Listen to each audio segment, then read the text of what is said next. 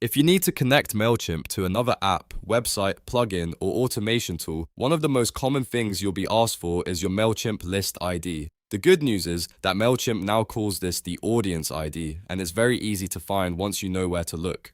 In this video, I'll show you exactly how to find your Mailchimp List ID step by step, so you can copy it quickly and use it wherever you need it.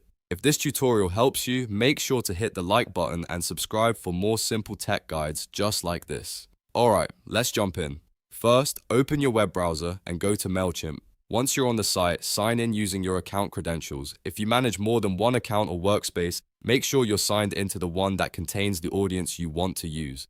After logging in, look at the left-hand navigation menu and click Audience. This is where Mailchimp keeps your contacts, audience tools, and list-related settings. Inside the audience section, find the audience you want to work with. If you only have one audience, that makes things even easier. If you have multiple audiences, double check that you're selecting the correct one because each audience has its own separate ID. Next, look for the three-dot menu, also called the More Options menu, right next to the audience name. Click that menu to open the additional audience options. From the drop-down list, select Audience Settings. This will take you to the settings page for that specific audience, where Mailchimp shows configuration details connected to that list.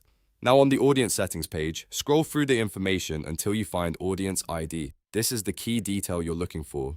In Mailchimp, the Audience ID is the same thing as the list ID that many integrations, plugins, and APIs still ask for. So even if a tool says list ID, you can usually paste this Audience ID right in. Once you see it, copy the Audience ID carefully. Then go to the application, plugin, or service that needs it and paste it into the required field. Before you move on, it's always a good idea to paste it slowly and make sure there are no extra spaces at the beginning or end. That tiny mistake can sometimes cause connection issues, and that's it. You've now found your Mailchimp List ID or Audience ID, and you're ready to connect Mailchimp to your other tools. If this video helped, please give it a like, subscribe to the channel, and turn on notifications so you don't miss the next quick tutorial. Thanks for watching, and I'll see you in the next one.